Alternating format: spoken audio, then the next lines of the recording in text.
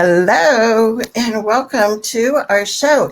If you're watching this live or in the replay, please know to make comments, ask your questions, because we'll always come back. Today, we are going to be talking about how we can stop advocating for just one child at a time, because our whole education system needs reforming, right? And if we only make life change for one child at a time, we don't get that systemic change. That's what we need. So as we talk about advocating for inclusion today, I want you to think about this is not just about children with IEPs, but it's for all the marginalized students in our classrooms and how we can embrace that diversity and, yes, have everybody learning in that diverse classroom. So if you are new to the show, I'm Charmaine Tanner. I'm a parent and advocate, and I help parents become a better advocate without feeling alone and overwhelmed with everything.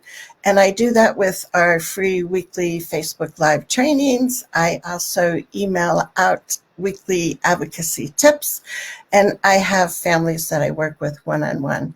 So I'm excited we are here, and I'm going to bring on our official host.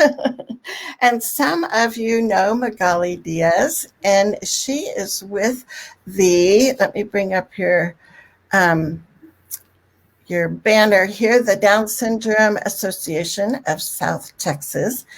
And if you were with us a few weeks ago, we were trying to do a Zoom training and my internet would not stay on. So we're going to cross our fingers. We're going to try non-Zoom today.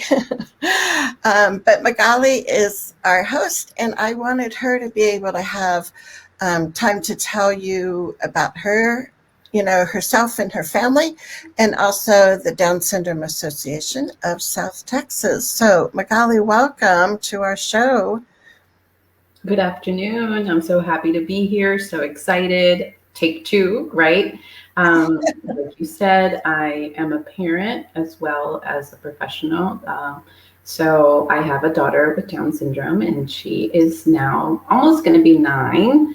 So I feel like I have been, preaching inclusion since she started the preschool program at 3 years old. And then I also have a typical child, and she is 5. And I am also the education director at the Down Syndrome Association of South Texas. So I love to help parents. I love to take calls, get to know the families. And as you said, Charmaine, it's so important that we advocate for everyone, not just for my child with an IEP, right? It could be our bilingual kids, anyone. So one of the things that I've been doing now that the schools are open is getting involved in our PTA and volunteering, because then you can really advocate for everyone, your kid with an IEP or not an IEP, but you're there and you let the staff know that you're, kind of in the loop of what's going on at the school. And then you build those relationships with the staff at the school. So. Yeah, I think that's so important. And that's actually one of the things that we're going to be talking about, because we've got 5 different ways that we can advocate for inclusion. And I think some of the discussion that we'll have today will be insightful, and I'm hoping different light bulbs will be going off and you'll get some ideas and pick at least one that you would like to try. And so we'll go over to our presentation. And as I said, there's 5 different points that we're going to be covering today. So after each one, we'll pause and we'll take questions. We'll have time to chat, have you be able to give us ideas of things that have worked for you. So we will get started, but keep your comments coming. So I want to say hi to MC from Massachusetts. I see you're here with us live. So yeah, say hi so we can say hi back to you. But I think as parents, we have probably heard some of these kinds of statements like, your child isn't ready to be in the general ed classroom. Or have you heard, your son's skills are so far behind the others, it wouldn't be fair to him, the teacher, or the other students for him to be in the general ed classroom?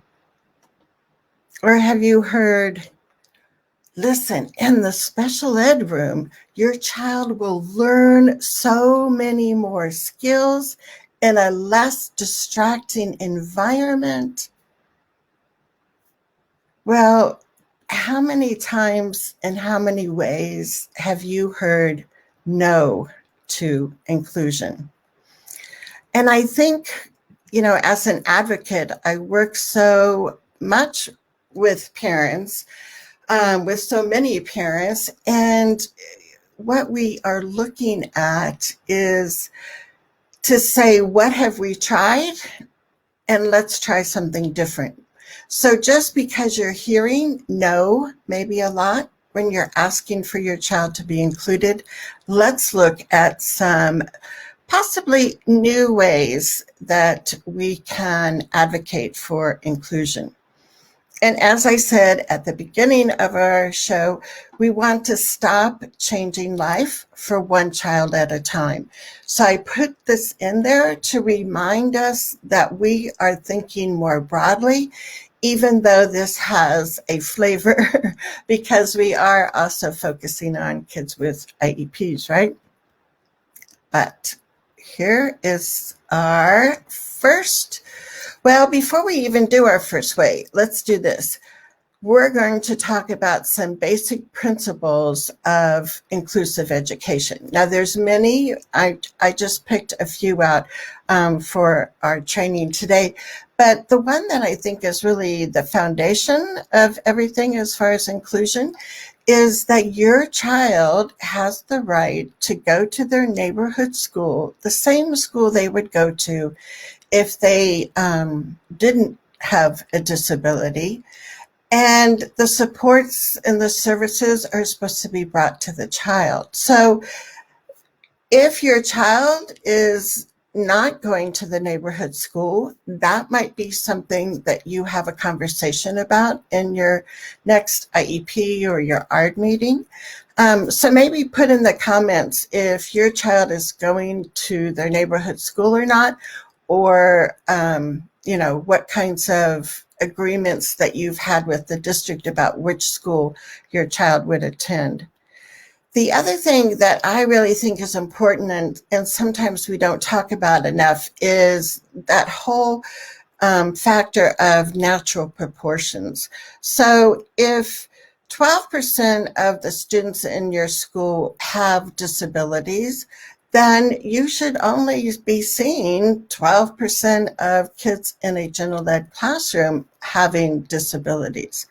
Because what I've seen a lot, I saw it when I was a teacher, and I continue to see it as an advocate, is sometimes that one really good teacher gets all the kids with IEPs kind of put in her classroom.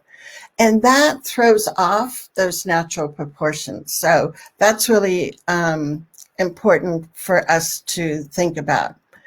The other thing is, and I'm sure you all know this, is that not only is your child going to their neighborhood school, but they also have the right to be in the general education classroom with the same age peers. So, we're not looking at, a student who's 9 years old, but the school wants to put them in, maybe the second or third grade class because that's where their level is, or something silly like that. No, when we talk about your child being included in general ed classrooms, it's going to be that age-appropriate classroom. And then push-in services. And again, this is bringing those services and supports to the general ed classroom instead of making the student leave leave and go down the hall to the special ed room. So I like to think of inclusive education as teaching to the diversity of all. And that's going to be one of our common threads we talk about today. This is a picture of my son Dylan sitting on my lap. I was visiting him at his community preschool. And when Dylan was in preschool, I heard a wonderful speaker. I don't know if you've ever heard Norman Kuntz speak, but he's a self-advocate, disability rights advocate from Canada. And I heard Norman speak at a conference, and he talked about that sense of belonging and how that is the basic need that we all have as humans. And that is where we need to be focusing on and making sure that all kids belong and they don't have to first prove that they're somehow capable in the eyes of the school. But just because they are that person, they belong in our communities, in our classrooms. So I wanted to be able to share Norman's definition of inclusive education because I like his definition. He says the fundamental principle of inclusive education is the valuing of diversity within the human community. When inclusive education is fully embraced, we abandon the idea that children have to become normal in order to contribute to the world. We begin to look beyond typical ways of becoming valued members of the community.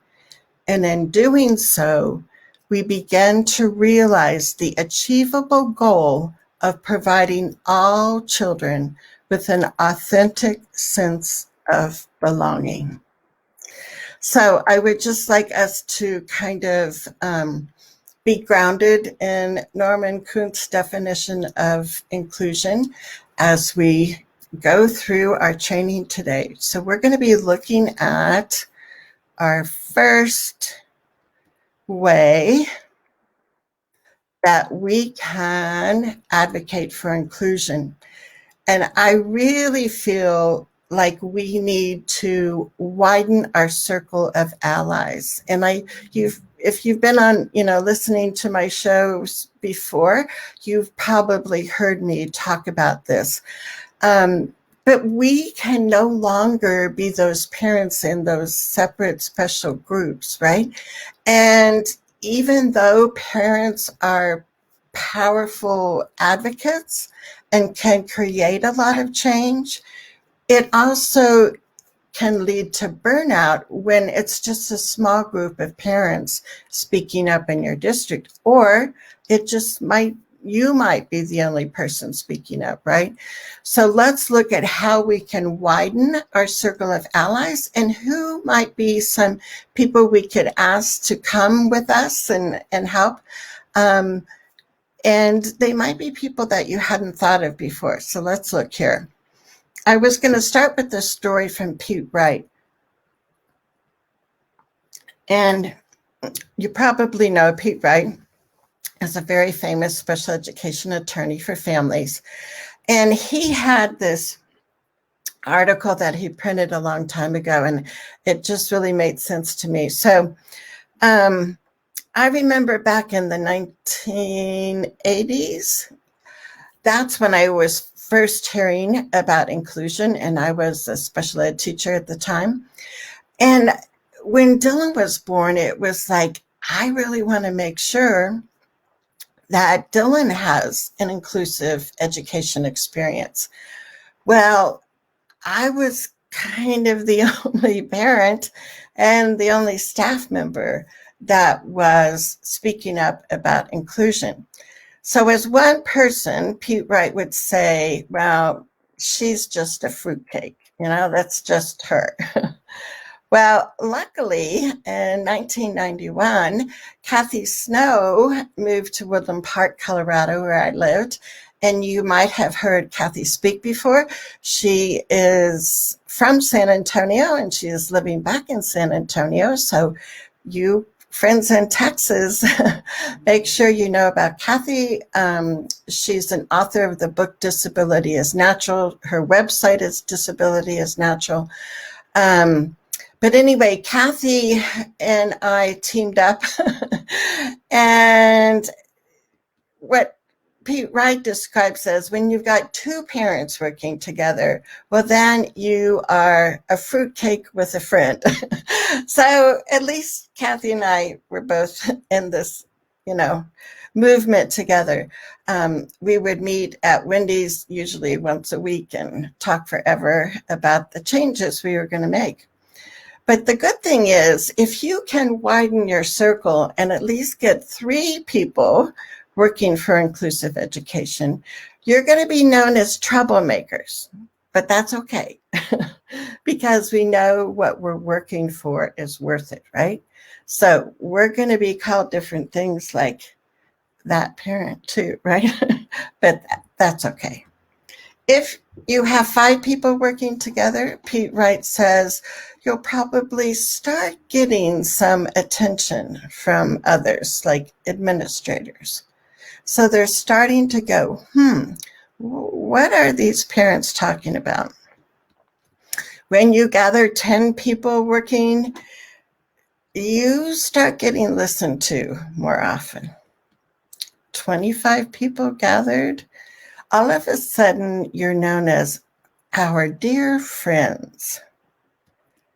And when you gather 50 different people, you are considered a powerful organization. So look at what can happen when we widen our circle. Now, like, who else can we get besides parents? Well, let's look. We can get families of children with and without disabilities, because what we're looking for in inclusive education is, that ability for all kids to really succeed so much more. So that's something that every family can get behind, right? So looking at other families, neighbors, talk to your neighbors about, are you interested in making change in our schools?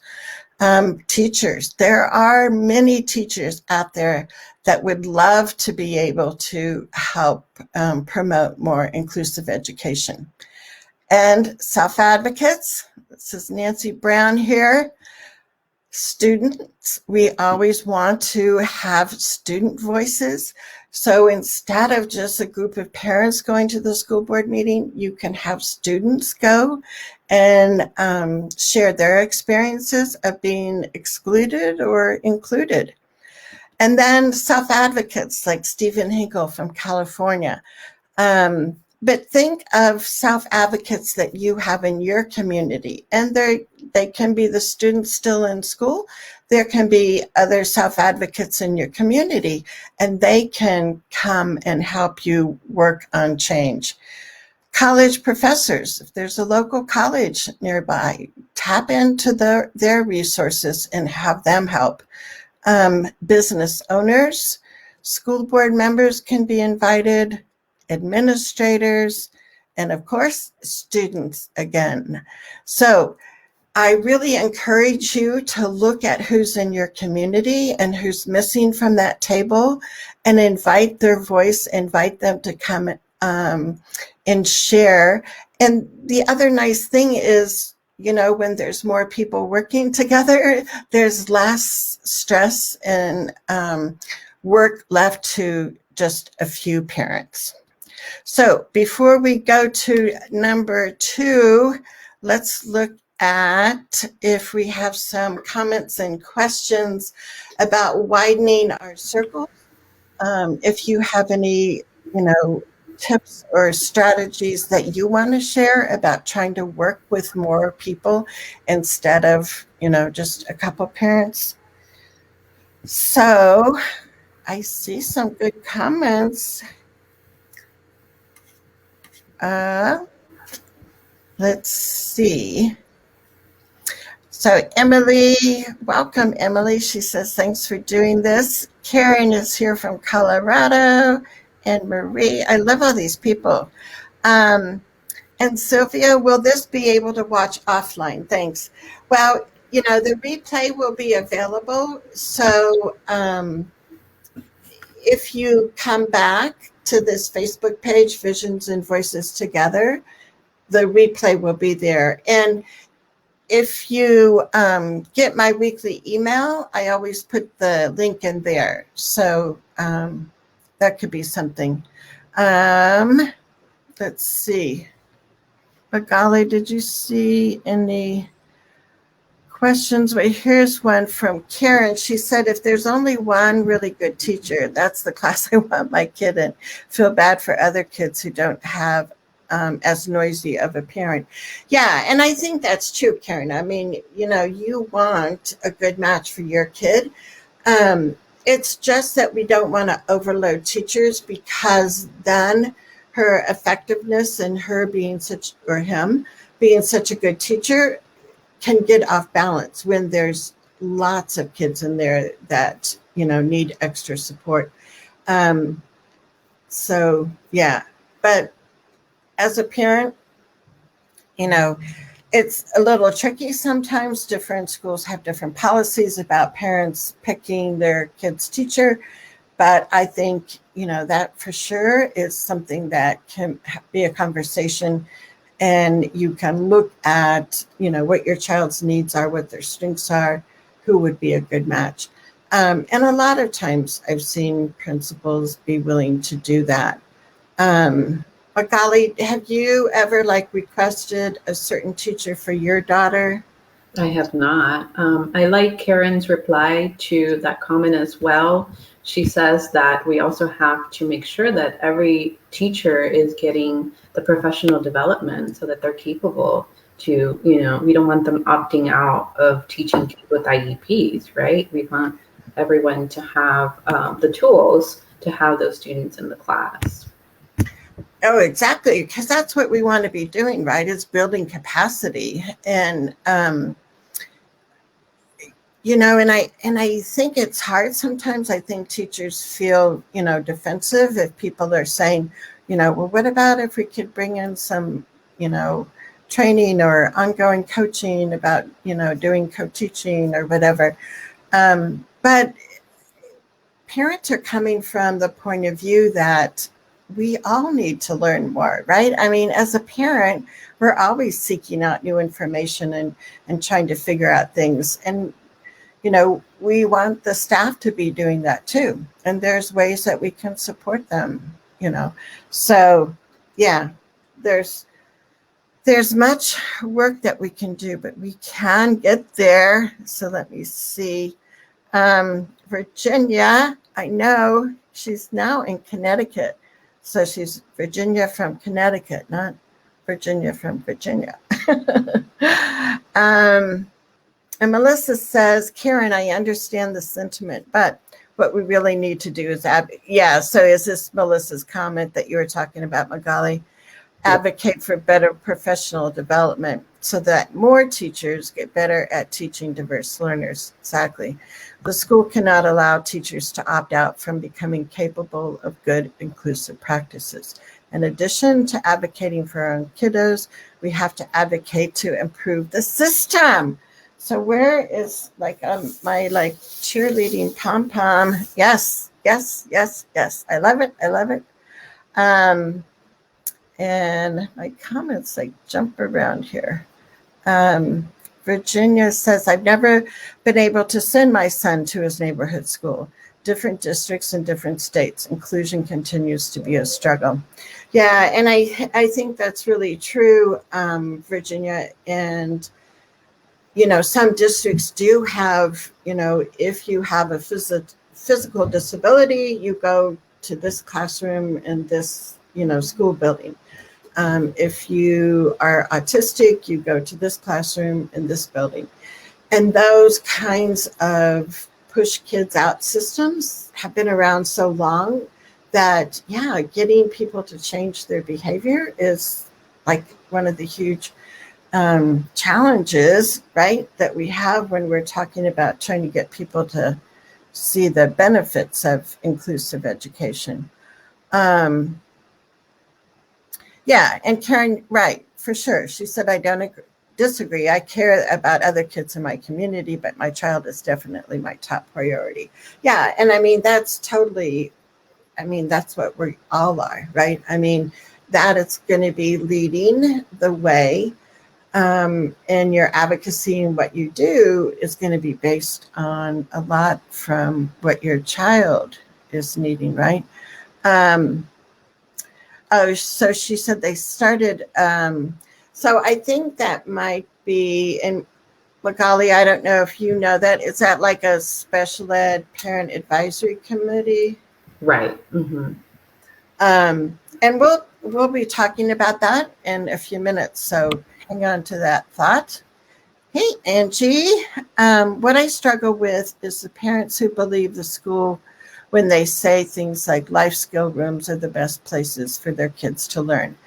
Yeah, and that's another kind of, dilemma that we have, because it's really hard to support two different models, right? So if you have some parents wanting self-contained rooms or, resource rooms, and you have parents that want their kids to be supported in general ed, that's really difficult on many levels to have those two separate programs supported.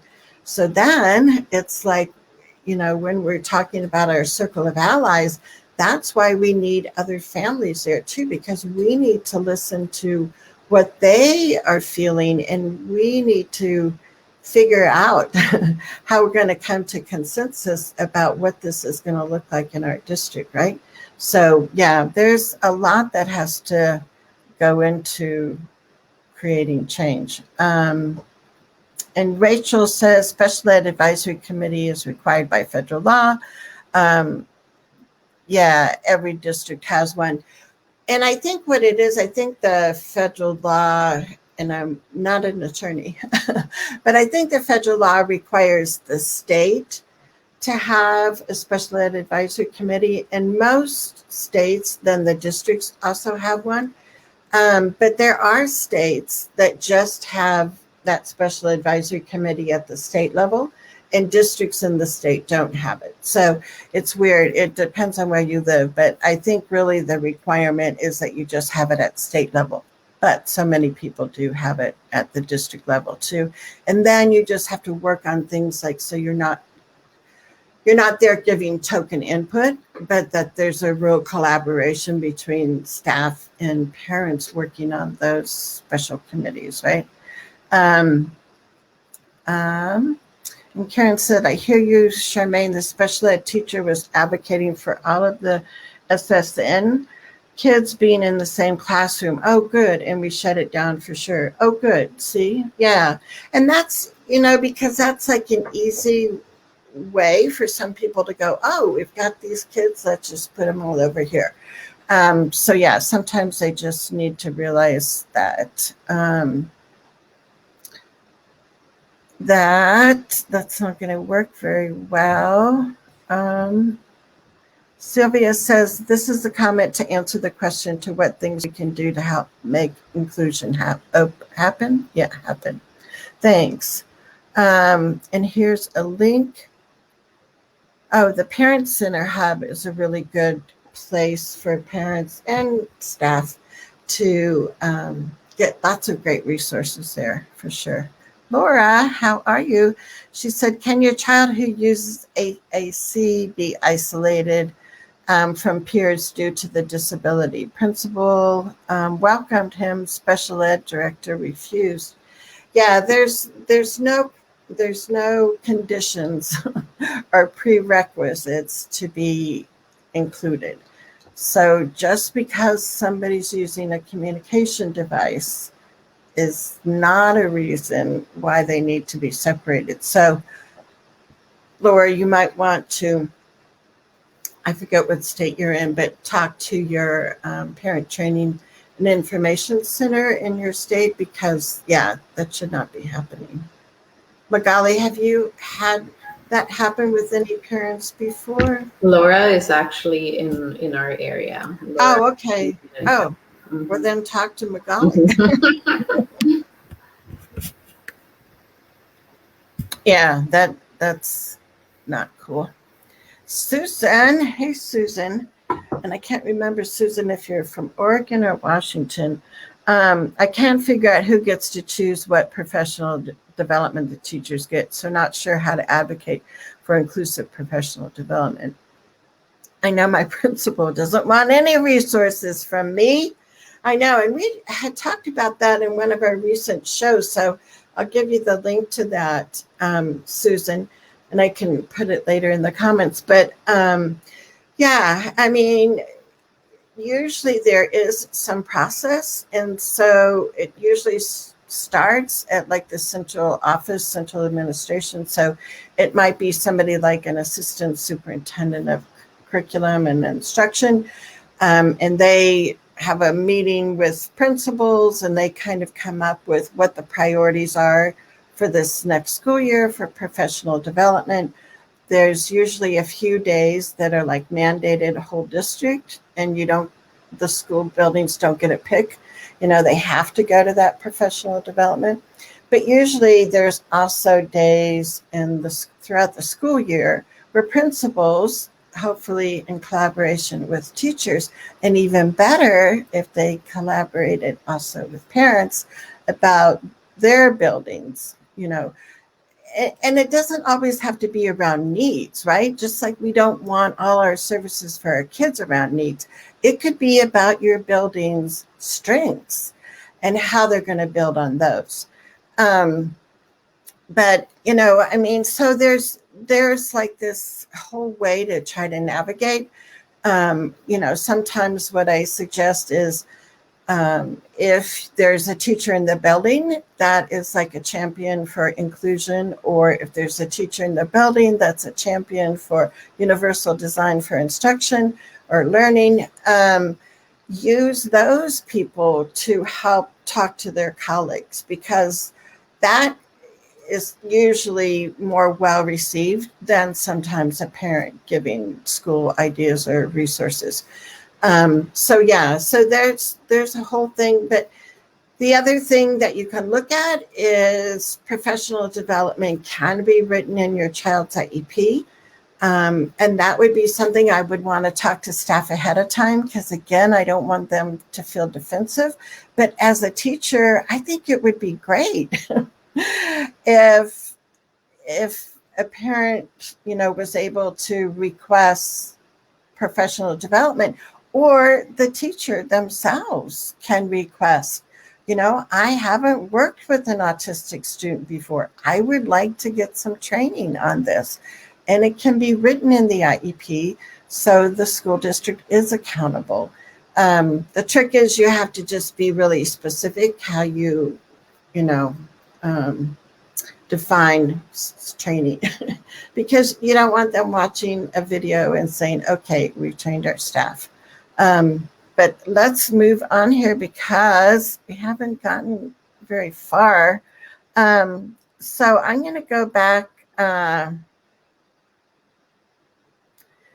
to our slides here, and then we will stop again. So let me share this. And our second way to advocate for inclusion is to develop a marketing plan. And this is where I think we have to be creative and think outside of the box. And we have to think about what have we done before to advocate for inclusion, what worked, what didn't work. So we're going to talk a little bit today about an actual marketing plan that you could use all around inclusive education. And we're going to use ideas from this book, Made to Stick. It's by Chip and Dan Heath, they're brothers. And this book was popular, years ago.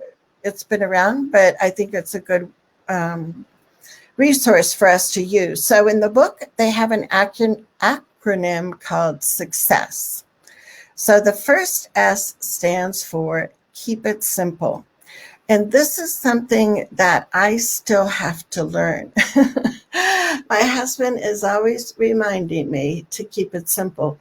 But you want your message to be understood. You don't want to be so much into details right at the beginning of your, marketing campaign or your advocacy work.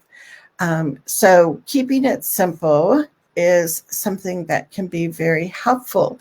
And you want to think of yourself almost as a news reporter, because what they do is they want to make sure that all the important information is up front, right? Is at first. Like you've probably heard, don't bury the lead.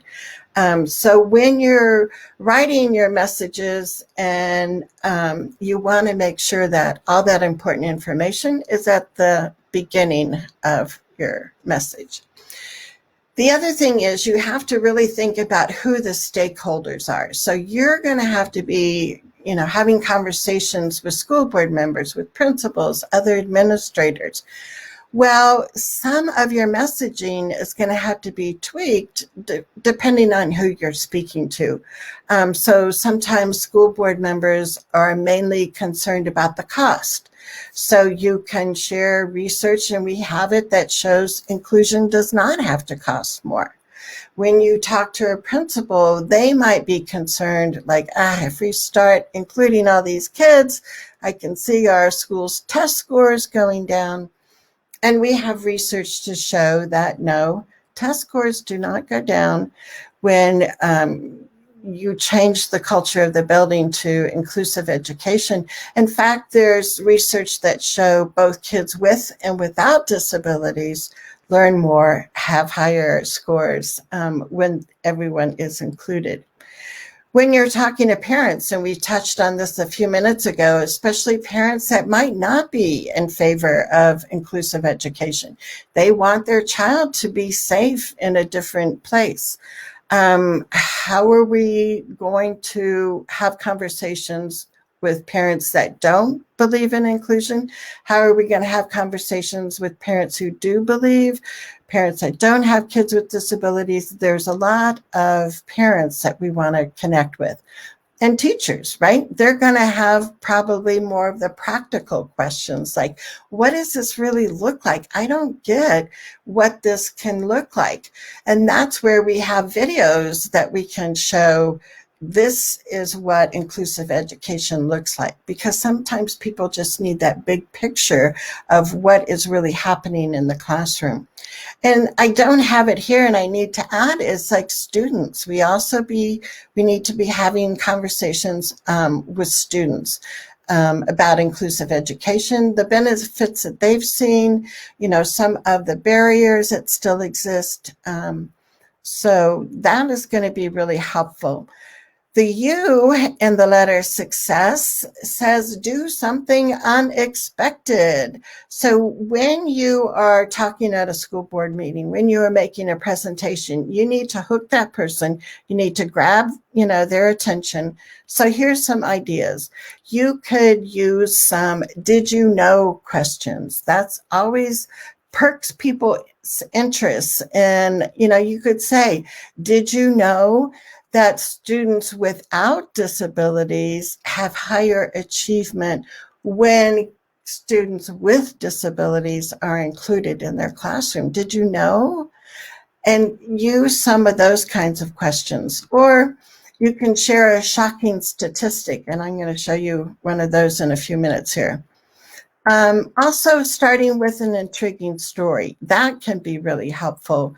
And you kind of, pull people in with a personal story. And it's not all about research. It's not all about what the law says. It's about this little human being that we're talking about. Using a quote, that can be something that can grab people's attention. The first C in the letter success is how we want to make abstract ideas concrete. Because as you know, different people have different definitions of inclusion. And some people are like, I don't know what you're talking about. I've never heard of this idea. So we have to have ways that we can explain that in more concrete words, because people don't know what you know. You've been the parent, you are the expert on your child, you've been researching things on the internet and coming to Facebook Live shows.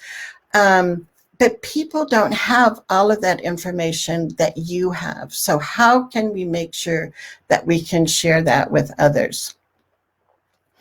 One of the things that you want to be able to use in your marketing plan or your advocacy steps is, why are we talking about inclusive education? And so some of the concrete things that you can share with people are, we want to support all diverse learners, and talk about bilingual students, talk about, students who have just immigrated to our country, talk about, the diverse students who, because of race have been discriminated. So we're looking at supporting all those diverse learners. We also can share that what we're talking about is research-based. It's not just like this pie in the sky idea we have. And we also can mention, yes, there are certain legal mandates to inclusive education. In the law, it's called least restrictive environment, but there are legal mandates that apply, right?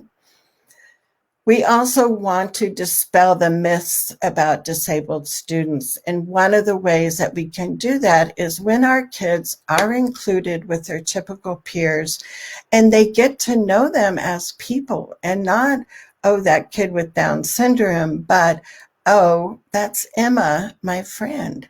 And so by having kids together, that is really helpful.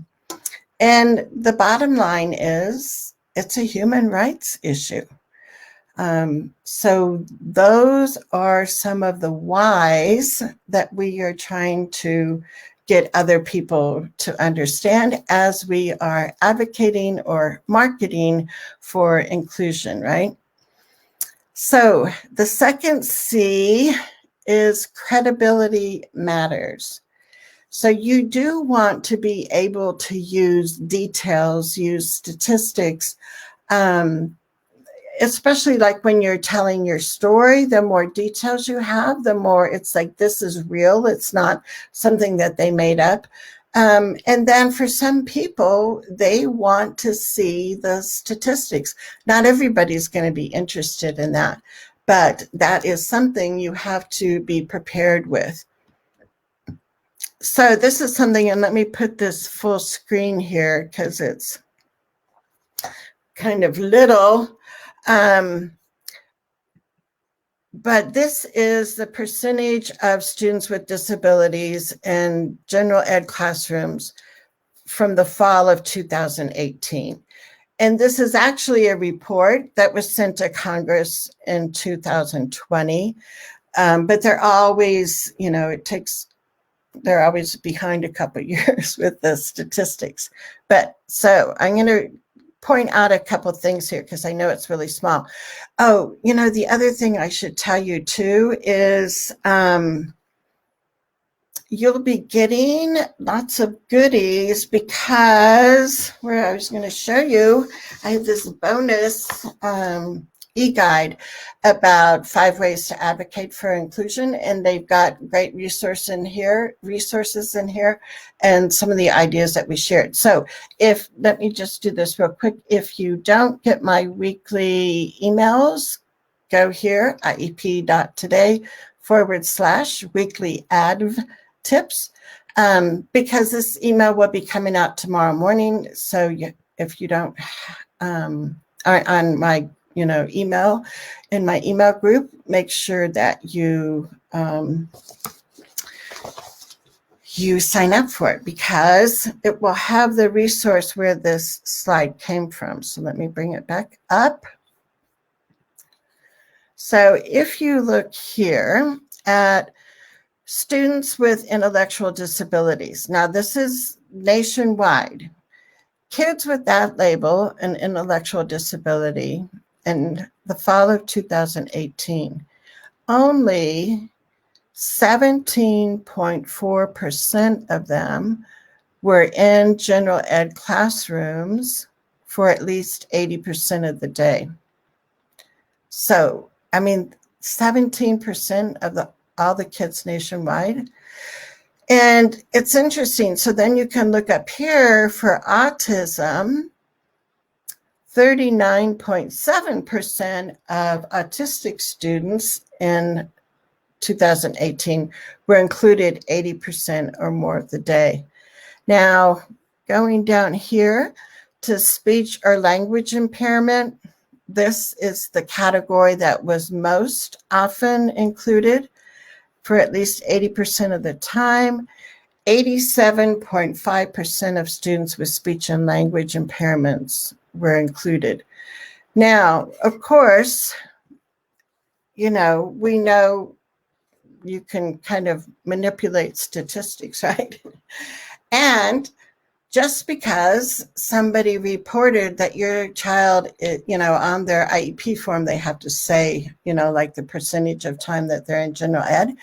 And just because it says they're in general ed at least 80% of the time, how active are they in their learning?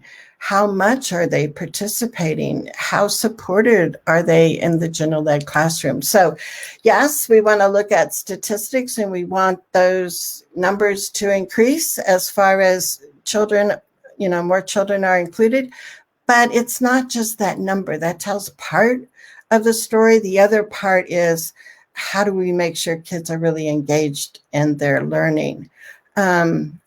So yeah, it's all very interesting, right? The other thing is you will have some people that want to see research. Other people know. So, when we were talking about you have to personalize your message, if the principal is not going to even open up your email if it has some resources connected to it, right? Then don't give that person that.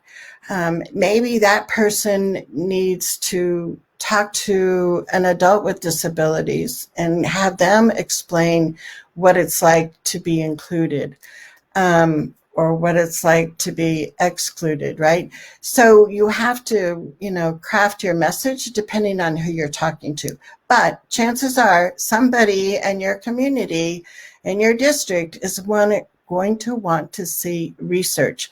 So there are research benefits to inclusion. I'm going to point out just a few of them here, but in the handout that I made for the show, there's a whole one-pager that I have with more research. So anyway, so this is from 2016. So I like it because it's more recent, right? Students without disabilities made significantly greater progress in reading and math when taught in inclusive classrooms. So that's something that we had mentioned. Math and reading achievement for students with disabilities was strongly and positively correlated to engagement in the general ed curriculum. So it wasn't like they were just in there in person, but they were actually engaged in learning. And this is another study from 2016. Autistic students who were academically and socially included had more positive developmental outcomes, which continued into adulthood. So that's the kind of stuff that we want to see, right? We want to see kids benefiting from being included during their school years, but look at how that carries over to their adult life. So that's a huge outcome that we want our schools to be thinking about, right? Students with disabilities who were included or educated in inclusive settings had greater post-school success than did their segregated peers. So again, look at the the impact it has on kids' life, not just during their schooling time. Now, as an advocate, I always have to remind people that I'm not an attorney, so I can't give you legal advice. We are going to look at some pieces of the federal law, IDEA, and I want you to see what you notice in some of the language. So keep your comments coming, because in a little bit, we're going to pause after this and get your comments and questions. So, like we said earlier, there's no, the federal law doesn't use the word inclusion, inclusive education. Instead, the federal law uses the phrase least restrictive environment, oftentimes known as LRE. You probably heard this before, but in case not, LRE means that to the maximum extent appropriate, school districts must educate students with disabilities in the regular classroom with appropriate aids and supports, referred to as supplementary aids and services, along with their non-disabled peers in the school they would attend if not disabled, unless a student's IEP requires some other arrangement. Okay, let me put this full screen. And do you see any loopholes here?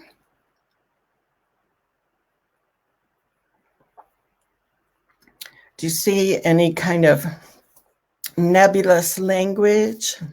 Let us know in the comments.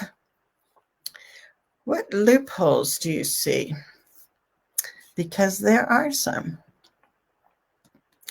Look at this one, maximum extent appropriate. That one gets used a lot when parents ask for inclusive education and the school team thinks it's not really appropriate. So that's when you're going to have lots of conversation at your IEP table, because you, as an equal member, right, you have that voice, but be aware of where these loopholes are and how are you going to address it if they come up. With appropriate aids and supports, well, what does that mean? So does that mean they can be in the general ed class for a week and every once in a while a para comes in to check on them? Is that appropriate aids and supports? What does appropriate aids and supports look like? Or here's a good one, unless a student's IEP requires some other arrangement. So these are all loopholes. These are all places that the school can say, yes, we know about the least restrictive environment, but we also know that the student's IEP might require something else. So again, as parents and as a group, when you are, looking at how to advocate for inclusive education, again, you want to be able to have some ways to respond to things like that. Yeah, and Mindy says some other arrangement. Yeah. What's appropriate? Who says what's appropriate? Yeah, exactly. And that's that problem with that A word, appropriate, right? Yeah, unless it's some other kind of arrangement. So you guys are good. You are eagle eyes. Let's look at another one here. Oops. We already had that red line. So this one is, I call it like a double-edged sword. It can be used as parents advocating. It can also be used from the district's point of view. So part of the law also goes on to say, in selecting the LRE, consideration is given to any potential harmful effect on the child or on the quality of services he or she needs. So as a parent, you can make a case that there's potential harmful effects, if it looks like we might have lost Magali, there's potential harmful effects for my child to be segregated. And I mean, I wouldn't even say potential, right? I would just say harmful effects. But the district can come back, the school can come back and say, no, we see that it's really going to be harmful for your child to be in the least restrictive environment. So again, some of this terminology you want to think about and kind of be prepared to address. And we have a few more letters in our acronym for success as we talk about our marketing plan. And this is that marketers know that emotions beat logic. And you might have heard of things like, people buy something based on emotions, like this new car they fell in love with, I don't know. And then later they justify it using logic. Well, it was on sale. I like that one. So as marketers for inclusion, we want to think about how we can capture people's emotions. And there's a few cautions in this also. So we'll be talking about that. But what you're looking for is to form some kind of an association between inclusive education and something that they care about. So I was going to give this example. I live in Idaho. I work with parents around the country. But in Idaho, we've been working on a bill so that when families get the diagnosis that their child has Down syndrome, that they get accurate update information from the medical providers and such. So we're working on this bill, and one of the things that we did was we collaborated with our Developmental Disabilities Council in the state, and they were helpful. They could identify legislators that either had grandchildren with Down syndrome, they were a parent of somebody with Down syndrome. So we were trying to identify some specific legislators, and because they can relate to what it's like, to be trying to help people understand the potential that our kids have. So what we did is we made a flyer. We, learned about, keeping your important message at the top. The other marketing strategy is to just use bullet points, not a whole lot of text.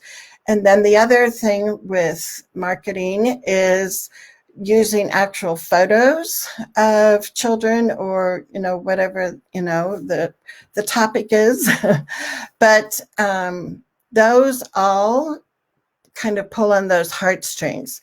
And so this is where I want the caution to be, because what I worry about sometimes is that, and I still have Laura's comment here. We'll have to find, there it is. What I worry about is that we try to, meet those, tap into those emotions. But I don't want people coming from a place where they pity our kids. So that's going to be really important, that there's a fine line between, telling your personal story and having people then want to change or do something out of pity, because that is not going to help our kids at all. So that's just my big caution. And then the last two S's in the acronym SUCCESS stand for stories. And I love what the authors of the Made to Stick book said in the book. They say, a credible idea makes people believe. An emotional idea makes people care. An idea weaved into a story makes people act. So you do want to be able to share stories. And I was going to share a short story of Dylan graduating from high school and wanting to go to college. But I'm also cognizant of we're already at the top of the hour. So I'll have to share this story and how Dylan wanted to go to college and he went on college tours and people said no. And then he got into college and he loved it. But before we go to, oops, and I didn't share my screen, so you missed all those pictures. Sorry. But before we go to the third way to advocate for inclusion, let's see if we have any questions, comments. Angie says, sometimes they say having a parent in the general ed room is more restrictive and a violation of LRE.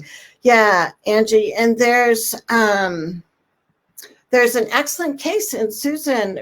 Wasn't that your case, your complaint in Washington, I think, right? Where that's what schools were, saying to this family. And I'm pretty sure it was Susan who was here a little bit ago, where the district was saying, no, it makes it more restrictive having an adult, assigned to your child. So there was some language that came out of, I'm pretty sure it was the state complaint, where the complaint officer said, a para is not an environment. They can't be a more restrictive environment. It's a person. It's a support. And the other thing is, yes, if you have that person Velcro to your child all day, that is restrictive, right? They're not able to communicate, have fun with their friends. But if schools use paras appropriately and assign them to a classroom, not assign them as a one-on-one, the para is helping everyone in the classroom. They have, your child specifically, making sure that they're safe for, what the concerns are. But they're not sitting next to your child the whole time that they're in general ed. They're up moving around and helping. So Susan, if you're here, let us know. And I can look up that link too for that Washington case. So Melissa says, I think it's really important to have research to present that indicates the benefits of inclusive practice for all students, typical learners, as well as students with disabilities. Because sadly, often, parents of general ed students, right, are afraid that inclusion will slow their kids down or dilute their experience. But research is abundant that when teachers use inclusive practices with fidelity, it's not just a benefit to students with disabilities, it benefits all students. Yeah, exactly. And that's why when we look at the first tip of widening your circle, you want to have parents of typical kids working with you, so you can dispel those myths of, your child is going to lose out, the class is going to be watered down, it's not going to be good for your child. You want to dispel those myths in your marketing information, right?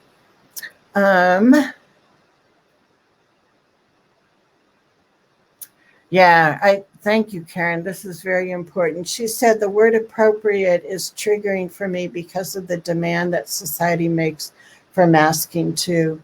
Yeah, huge point. Thank you, Karen. Especially I think for so many autistic students, they get bombarded with messages at school and in the community, that what they're doing isn't appropriate. Don't do that in public. And so they learn to mask, they learn to cover up these behaviors or these, whatever, conversation starters that they use all the time or whatever. But instead, what we want kids to learn, right, is they are okay the way they are. They don't have to be fixed. And many adults have those same kind of soothing behaviors. And we look at those in a different light than we do when we judge kids with disabilities. So, yeah, we really, really want to be careful with the message that we send kids. And I've heard from teachers, like once he can act like a first grader, he can be included in first grade. That's not what you want to be hearing. Yeah. So thank you so much, Karen, for bringing that up. Kristen, how are you from Ohio? She said the research shows the harmful effects of segregation.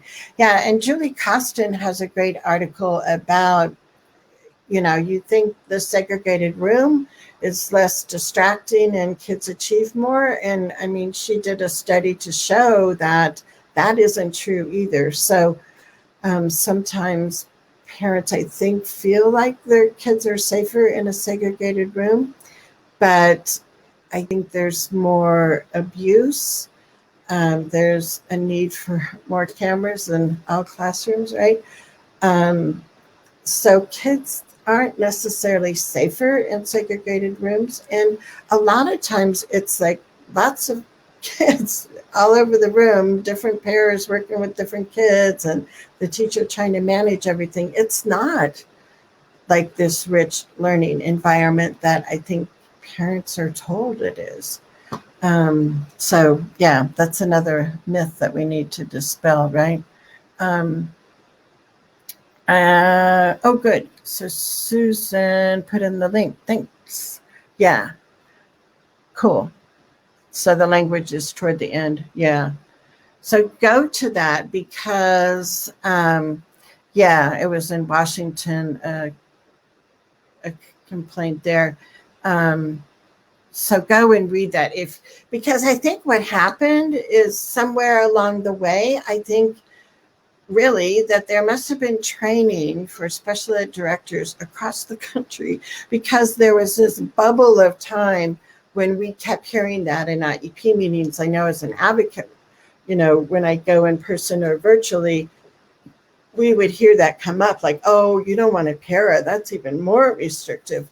And I'm hearing less of that. So Susan, kudos to you, because I think that Washington complaint made a huge difference around the country because I don't hear that used as much. But if you do, you want to be able to have that language to pull out.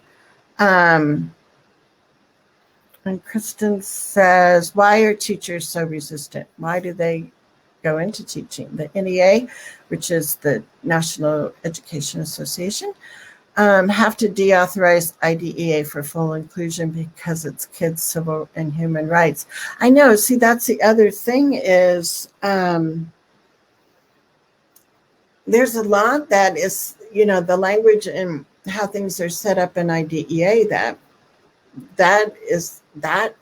there's parts of the law that are a barrier for us to really reach inclusive education. So there's so much that needs to be done. And that's why I say, get more people to help you, widen your circle. Because there's policy things like that you need to impact. So the more people you have, the more it helps. And Karen said the advocacy knowledge that all of these amazing parents have is always mind-boggling to me. Just wanted to say how much I appreciate these opportunities because I learned from Charmaine, but everyone else too. Thank you. Yes, I know. And that's the nice thing that I love when you guys are here and are part of the discussion, because look at the new ideas that you bring. And they might not be on my PowerPoint slide, but guess what? You have good ideas too. So thank you all for participating, engaging, right? We like that. We like that. And I also want to honor your time. And we're only on number 3. So maybe I'll speed things up here. So this is my third tip, is to join existing, and I didn't share my screen. is to join existing school district committees instead of being that separate, silo on the side. So I have a couple examples here that I'll just quickly go through, but, serving on the book fair committee, you can make sure that it's going to be in an accessible place in the building so kids using wheelchairs can get there. Are the books displayed low enough where kids can reach and pull them out and look at them? And so that's a typical PTA, PTO committee. It's not a special ed committee, but you can still have an impact on things like the book fair committee or the carnival, right? Making sure that maybe there's a quiet room for any kid, right? That it's like, this is a little bit too much. So there's a quiet space at the carnival. Again, looking at accessibility from people, either children or parents coming that use wheelchairs, how the booths are set up that people can move around and such. Again, that's a typical committee, but you can be there sharing your viewpoint. There's district tech, task forces that would be great for parents to be on, for students to be on. The finance committee at the district level, that would be interesting. So the whole idea is that we stop, having these special ed silos, and that we look at general education as encompassing education for all our kids. Sometimes you can be a detective and find out good information on your district's website. So do that. I always think that that's something that you want to explore. This was an example of a communication framework for the district, so you know who to talk to when and for what. And you want to share things like that with other people in your circle, so they have that inside information too. And we're going to go on to our fourth way. And who's a Saturday Night fan? Live fan. So be a cheerleader for school reform. And I love talking about universal design for learning, where teachers offer choices about how they show kids, how they present information to the students. Kids have choices about how they're going to show what they learned. Instead of doing a book report, they might do, a YouTube video. And that there's ways to keep all kids engaged and motivated. So I want to take 3 minutes to listen to Shelley Moore. I bet a lot of you have heard this video, the 7-10 split, but for 3 minutes, we can bask in the glory of Shelley Moore and her wonderful metaphors that she uses. So let us know in the comments, have you seen this video before? I'm going to play it. Cross your fingers. PhD student at the University of British Columbia in Vancouver. As Canadians, we have a reputation for finding and embracing the strength in our diversity. This value, however, hasn't been reflected in our classrooms, which still segregate students by ability, especially students with developmental disabilities. There's a gap in our understanding about what we know inclusive education to be philosophically versus what we understand and the importance of understanding inclusion in our practice. This is the question I'm trying to answer in my research, is how can we find the value in the day-to-day practice in our classrooms in terms of inclusive education? So how am I going to explain this to you? Now, I can sit here and try and describe this, or we could have a little bit more fun. Why don't we go bowling? So let's talk about bowling. You have 10 pins, you have 2 balls, and you have a lane. The goal is to knock down as many pins as you can. But if you don't get them all, it's okay because you have another chance. But when I bowl and roll the ball down the middle and I don't knock them all down, what often ends up happening to me is that there's 2 pins left standing on either end and they stare at you. It's the 7-10 split and it's the hardest shot in bowling. How is bowling like teaching? The ball was the lesson, the pins are the kids. We aim for the middle, we do the best we can. The pins that are left standing, we often have another chance to kind of get to them, but at the end of the day, those 2 pins that are staring, looking at you, are kids who need the most support and are kids who need the most challenge. So we end up choosing one, and the other one is left standing. I just took all the fun out of bowling. Now, I don't know how many times you've watched professional bowling, but I spent an afternoon watching professional bowling, and let me tell you, there was not one bowler who rolled that ball down the middle of the lane. They throw the ball down the lane at a curve. And I was actually really curious about this, so I called up a professional bowler. He was so excited. I don't think he gets a lot of calls about education. He said the reason why the ball has to enter at a curve is because you will knock down more pins and create a bigger domino effect if you enter at that angle. But in order to do that, you have to change your aim. In order to knock down the most pins with one shot, he aims for the pins that are the hardest to hit. Now let's just let this sink in for a second. We are taught to teach the head pins. We are not taught to teach the kids who are the furthest and the hardest to get to, the kids with autism, the kids with Down syndrome. The part that's critical here, and it really aligns with Universal Design for Learning, is that so often the supports that we design for those kids on the outside of the lane are actually supports that all of the kids need. This is the part we need to understand if inclusive education is going to move forward in Canada. How can we find this value of diversity in our classrooms between the students? This is not just important for the outside pins, but it's critical for every single one of us. And just think, all we need to do is change our aim. Look how bowling changed education.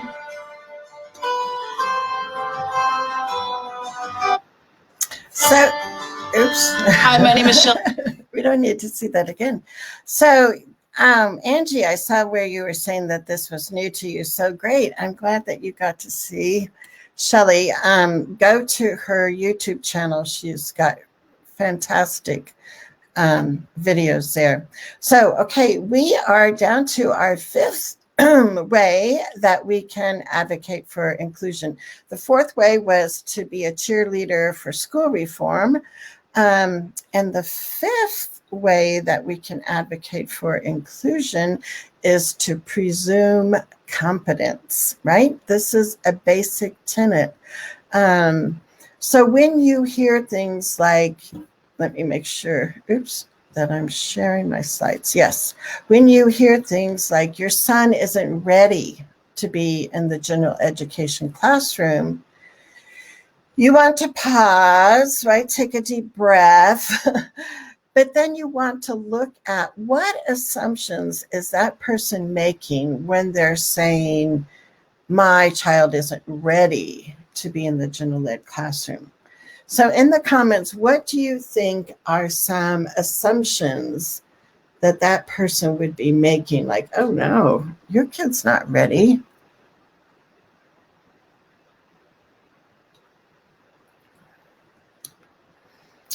I think a common assumption that people think of is, you know, this student is so far behind what his peers are learning. No way can he be learning in a general education classroom. These parents have to be kidding themselves. Have you ever wondered if that's an assumption that maybe some people at your child's school is making? We want to change that assumption, and we want to help people understand that there are no prerequisites to being included. This is a right that your child has. Your child can be included and can be supported and successful.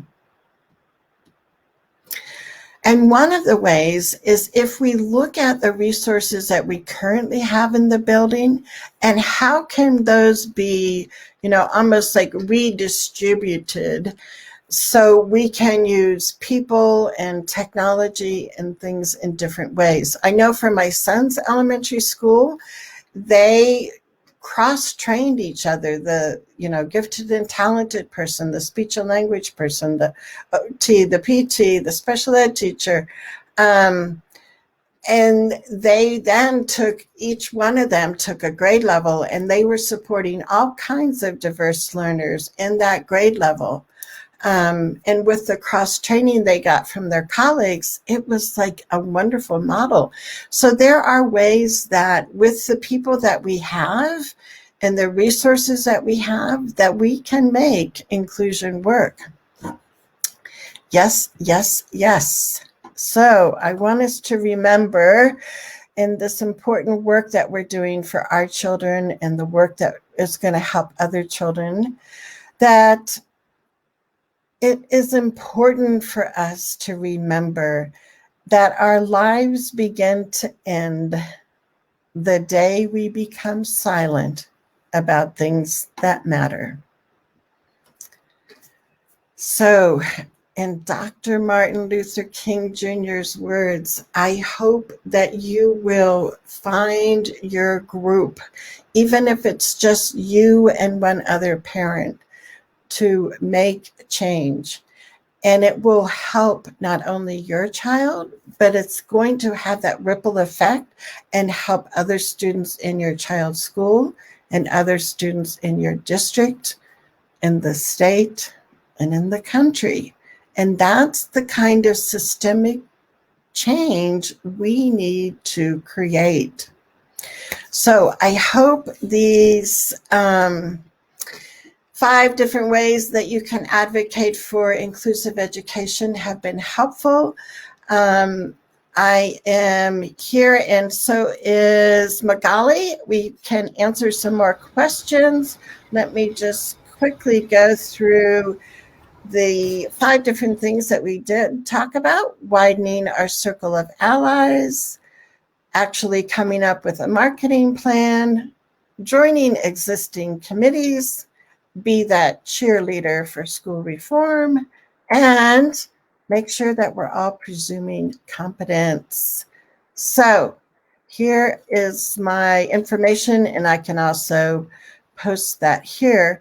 But, oh, and I didn't share my slides again. That's okay. So Magali, it looks like you are like changing your scenery here. School pickup time. I just wanted to add one thing that we hear a lot is parents saying that their kiddos being, excluded because of their behaviors. I don't know if that's a common one that parents hear, oh, well, they have a lot of behaviors that we can't deal with in the general education classroom. They're too disruptive.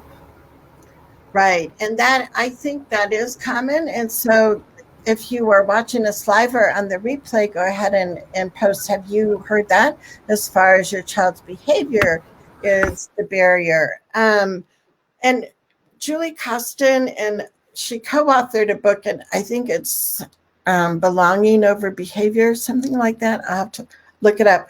But that new book from Julie is a really good resource. And there's so much, right, that we can talk about behavior. I always look to Ross Greene. If you don't know Ross Greene's work, look him up. And I can put that in our show notes that you'll get tomorrow.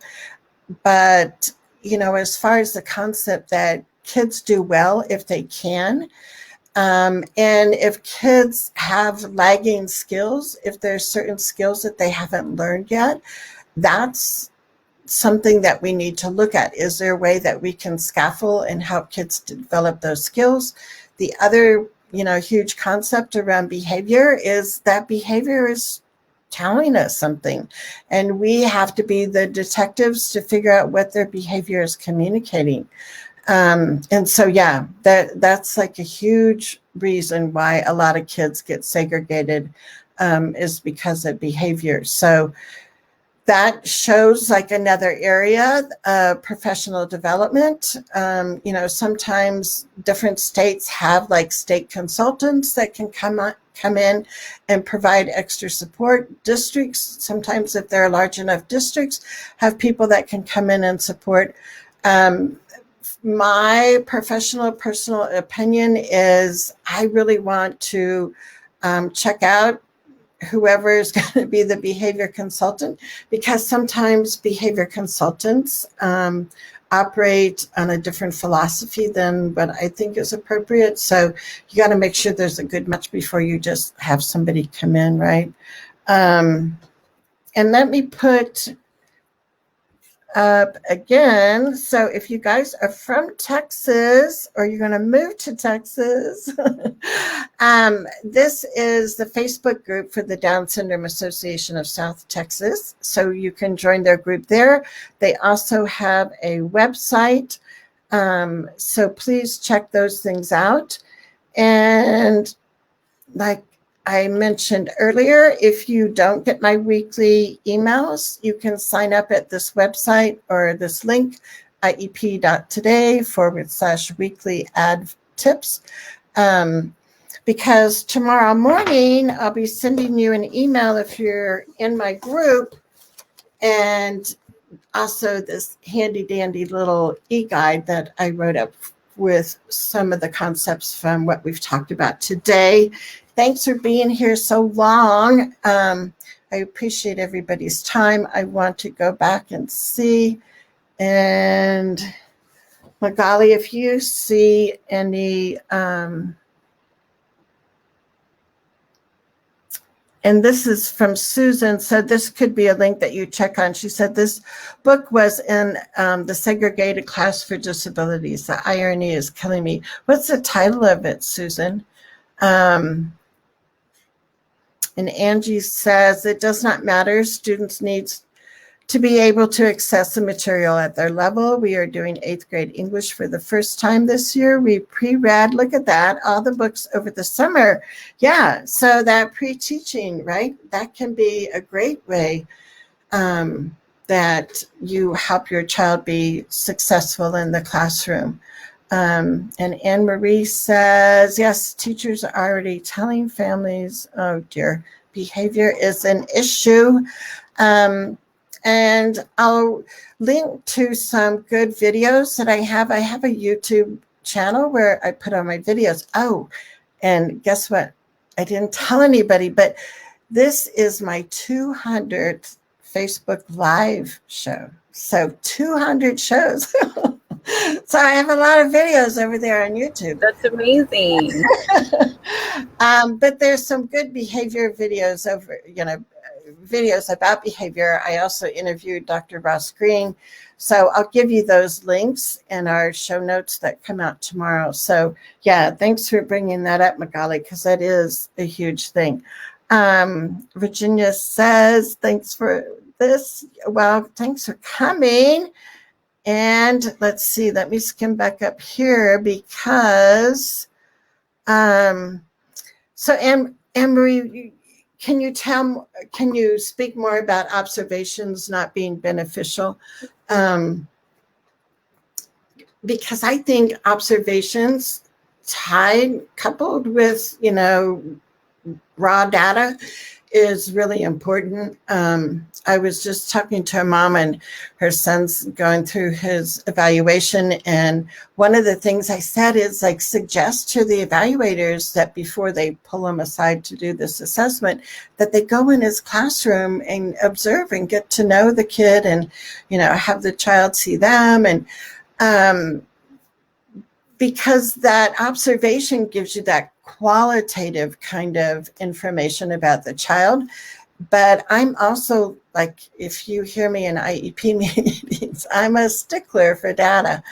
But tell me, Anne-Marie, what you were thinking about when you were saying observations are not beneficial. The place that I caution parents, if in the IEP for progress monitoring, they only say, teacher observation, that's not good enough. I would say teacher observation and, weekly data, because, you can't just, measure progress through observation. And then, frankly, I don't think the observations really happen that much. So it's not such a good thing to have in your IEP. And Melissa shared, yes, that's the deficit model of special ed. Here's a list of things he can't do, but we won't do that with general ed kids, even though they have deficits too. Yeah, I mean, it's like nobody else, is having to meet some kind of criteria to be in that classroom. And your child with a disability should not have to meet some kind of criteria. because there's richness and learning in those general ed classrooms. And that's where we want our kids to be making friendships, for other kids to see how capable our kids are, for our kids to be able to contribute to the classroom community. There are so many wonderful things that happen when our children are included and when they are supported and when the teachers are supported. So I hope you enjoyed our show today. We really took longer than we usually do, but we had some great conversations, and I appreciate your ideas and your comments, because this is how we widen our circle of allies, right? Every Thursday at noon Mountain Time, come back here, see us again, and we will continue figuring out how we can be even more effective advocates for our children. So, Magali, thank you so much for being our host today. And I'm going to put your banner back up here. Is there anything that you would like to say as we close out? So much again, Charmaine, for your time and your information. And I know some of our San Antonio parents were able to join off the webinar, the training. So thank you so much for coming back, and we really appreciate it.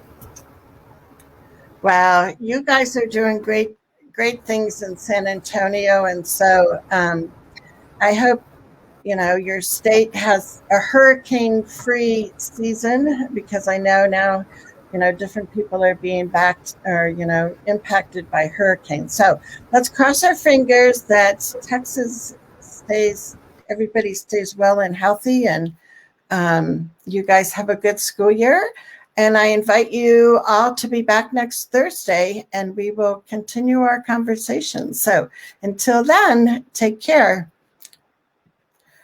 And